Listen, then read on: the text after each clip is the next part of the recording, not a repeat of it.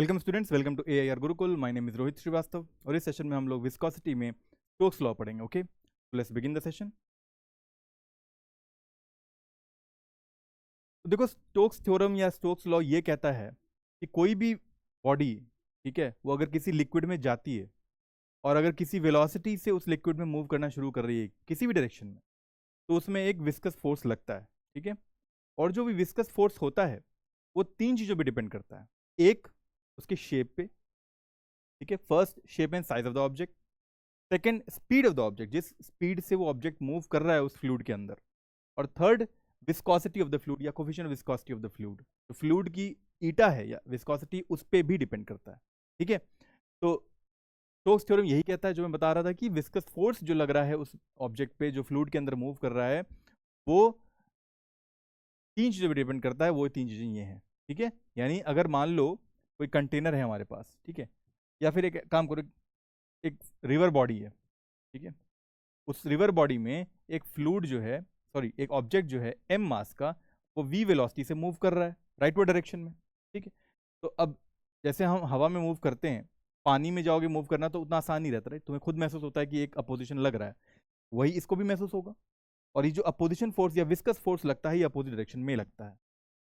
और यही viscous force जो होता है वो डिपेंड करता है शेप ऑफ द ऑब्जेक्ट, यानी कि इस ऑब्जेक्ट का मान लो कुछ रेडियस होगा, अगर ये सर्कुलर या स्फेरिकल ऑब्जेक्ट है तो रेडियस पे डिपेंड करेगा, number one. Speed of the object, जो स्पीड से मूव कर रहा है, वी पे डिपेंड करेगा।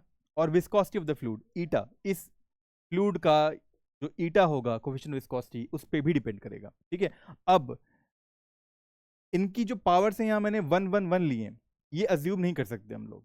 ठीक है, यहाँ पर हमें ये मान के चलना पड़ेगा, ये जो विस्कस फोर्स लग रहा है वो रेडियस के a के पावर के प्रोपोर्शनल है, वेलोसिटी जो है इसकी उसके b के पावर के प्रोपोर्शनल है, और ईटा के c के पावर के प्रोपोर्शनल है। कुछ भी हो सकती है, a b c, राइट। हम लोग कैसे मान लें कि r की पावर 1 ही होगी, v की पावर 1 ही होगी, ईटा की पावर 1 ही होगी?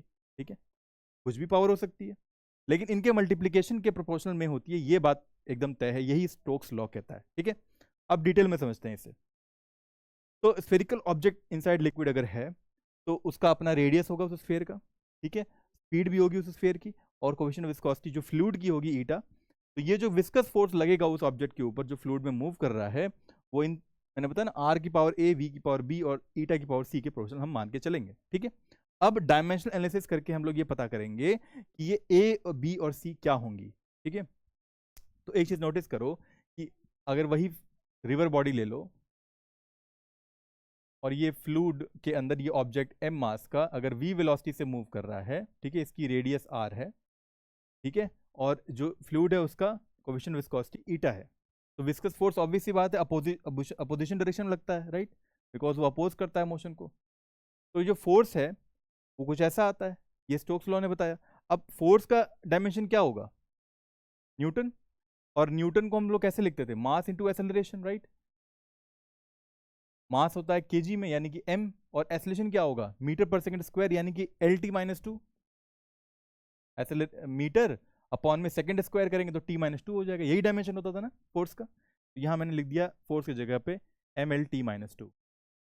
ठीक है, डायरेक्टली प्रोपोर्शनल टू r की पावर a, यानी कि रेडियस की पावर a मानी हुई है। रेडियस किसका? स्फेयर का, जो ऑब्जेक्ट लिया हुआ है हमने फ्लूइड के अंदर। अब उसका रेडियस है, रेडियस क्या होगी? लेंथ होगी, तो लेंथ की पावर a मान लेते हैं। और अगर ये v वेलोसिटी से मूव कर रहा है, वेलोसिटी की डायमेंशन क्या होती है? मीटर पर सेकंड, यानी कि LT-1, LT-1 की पावर b, और ईटा के भी ईटा की प्रोपोर्शनल, ईटा की पावर c के प्रोपोर्शनल दिया हुआ है ये फोर्स। तो ईटा हम लोग निकाल चुके हैं ऑलरेडी, कि लास्ट सेशन में पढ़ा था, जो फोर्स ऑफ फ्रिक्शन लगता है उसकी वैल्यू आती है eta a dv/dx, right. Eta into में area of contact of layers and velocity gradient. Okay, तो ईटा क्या आ जाएगा? ये न्यूटन में होगा फोर्स, और ये dx क्या होगा? मीटर में होगा, अपॉन में एरिया क्या होगा? मीटर स्क्वायर में होगा, और dv क्या होगा? मीटर पर सेकेंड में होगा। मीटर पर सेकेंड में होगा तो ये सेकंड ऊपर चला जाएगा। ओके, मीटर से मीटर कट गया, न्यूटन सेकेंड अपॉन में मीटर स्क्वायर। ठीक है, अब न्यूटन तो वही चीज़ है जो यहाँ पर फोर्स का लिखा हुआ है, MLT-2, MLT-2। सेकेंड का टाइम हो गया, अपॉन में मीटर स्क्वायर का L स्क्वायर हो गया। ठीक है, तो ये एल एक नीचे बचा, तो ये क्या आ गया देखो, एम एल -1 और टी की पावर -1 आ रहा है। ये हमारा ईटा का क्या हो गया, डायमेंशन हो गया। तो यहाँ ईटा की जगह लिख सकते हैं एम एल -1 टी -1 की पावर टी। ठीक है, तो अब क्या करना है, देखो राइट हैंड साइड में जो भी एल के टर्म्स है उनको एक साथ ले लो। एल की पावर यहाँ ए है, यहाँ पर बी है और यहाँ पर -c है, तो a + b - c ऐसे लिख सकते हैं कलेक्टिवली। वैसे t की पावर देखो, यहाँ तो है नहीं, यहाँ पर t की पावर -b है, यहाँ पर t की पावर -c है।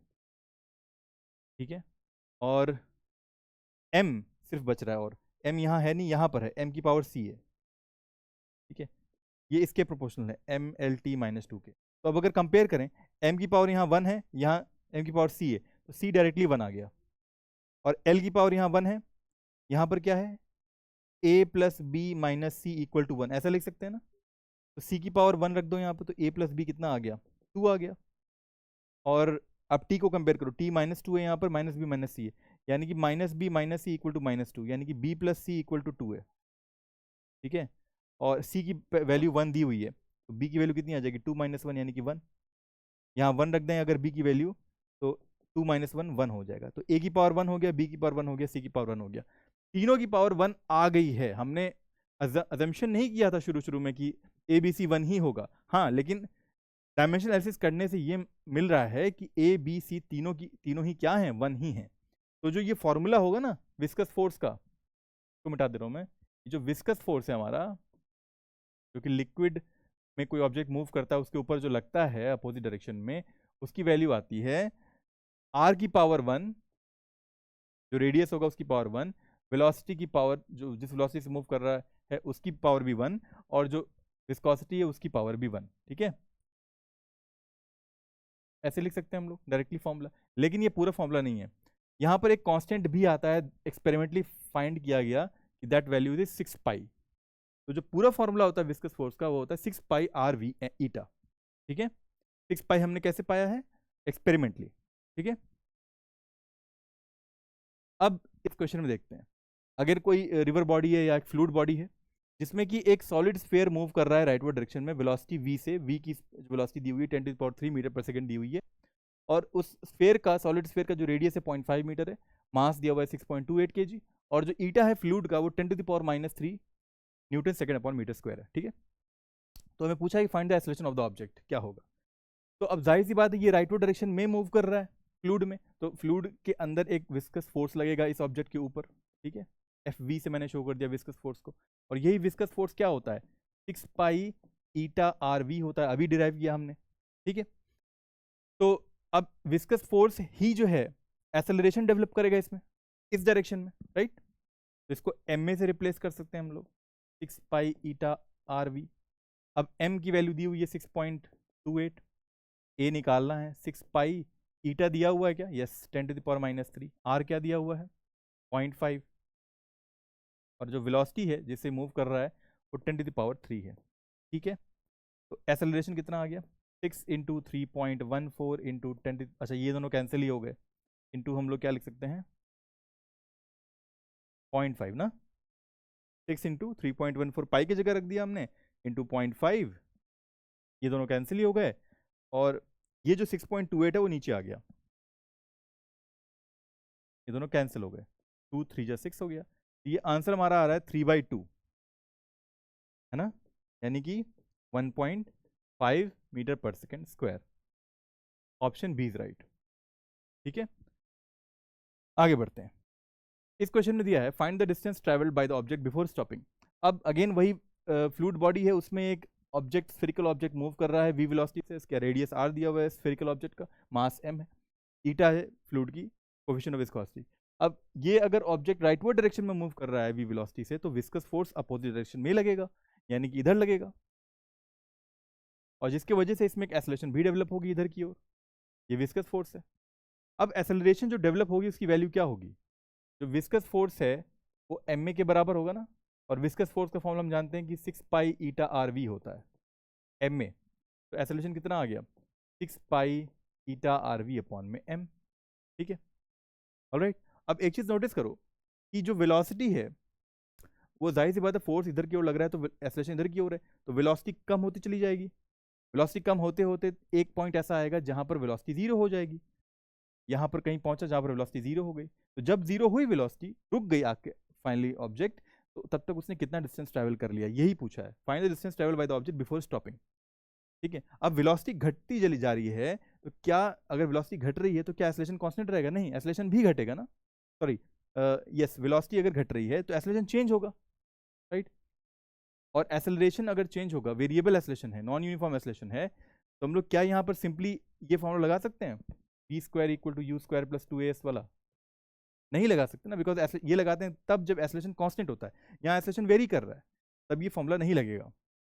तब हम लोग क्या लगाना पड़ेगा, एक्सेलरेशन का वो फॉर्मूला जहां पर एक्स के टर्म्स में एक्सेलरेशन हम लिख पाए। dv बाई dt एक फॉर्मूला होता है, लेकिन एक और फॉर्मूला होता है ए का, p dv बाई dx, वो लिखेंगे तो यहाँ पर x भी आ गया, डिस्टेंस, हमें डिस्टेंस मिल सकता है इससे, ठीक है। तो ये नहीं लगा सकते हम लोग, तो v dv by dx 6 pi eta r v upon में m, ऐसा लिख सकते हैं, v से v कैंसिल हो गया, ठीक है। और बाकी सारी चीजें कांस्टेंट, देखो r रेडियस कांस्टेंट है, ईटा कांस्टेंट ही है, 6 पाई कांस्टेंट है, मास ऑफ ऑब्जेक्ट कांस्टेंट है, ठीक है। तो अब यहाँ पर हमें क्या चाहिए, x की वैल्यू चाहिए, तो dx को उधर ले जाओ और इस पूरे को k मान लो फिलहाल के लिए, तो हम लोग क्या लिख सकते हैं, 1 बाई के डी वी लिख सकते हैं ना, ऐसे dx को 1 बाई के डी वी, और इसको इंटीग्रेट कर दो अब। तो वेलोसिटी इनिशियली कितनी थी, v थी, फाइनली कितनी हो जा रही है, जीरो हो जा रही है, तो v से जीरो हो रही है, और डिस्टेंस कितना ट्रैवल हो रहा है, अभी जीरो था, और फाइनली जाके मान लो s डिस्टेंस ट्रैवल किया इसने, तो यहाँ s लिख दो लिमिट, ये s हो गया, ये 1 बाई के, ये क्या हो गया, जीरो माइनस वी ऐसा लिख सकते हैं हम लोग, ठीक है। और k की वैल्यू ये पूरी है, तो ये आंसर आ जाएगा हमारा कितना, 6 पाई ईटा आर अपॉन में m ना, 6 पाई ईटा आर अपॉन में m, m ऊपर चला गया, m अपॉन में 6 पाई ईटा आर, माइनस ये v लगा दो, माइनस साइन यहाँ लगा दो, ये s हो गया, ठीक है, ठीक। अब यहाँ पर क्योंकि v और v कैंसिल हो गए थे, तो हमें डायरेक्टली आंसर मिल रहा है, वेलोसिटी का इंटीग्रेशन करने से इतना डिस्प्लेसमेंट होगा, और हाँ माइनस आई इग्नोर कर दोगे तो मैं इसका लेंथ आ जाएगा एक्चुअली, ठीक है। तो इस तरह ये सेशन कंप्लीट था स्टूडेंट्स, तो अगले सेशन में फिर मिलेंगे एक नए टॉपिक के साथ, until then keep learning and keep having fun with physics. Thank you very much.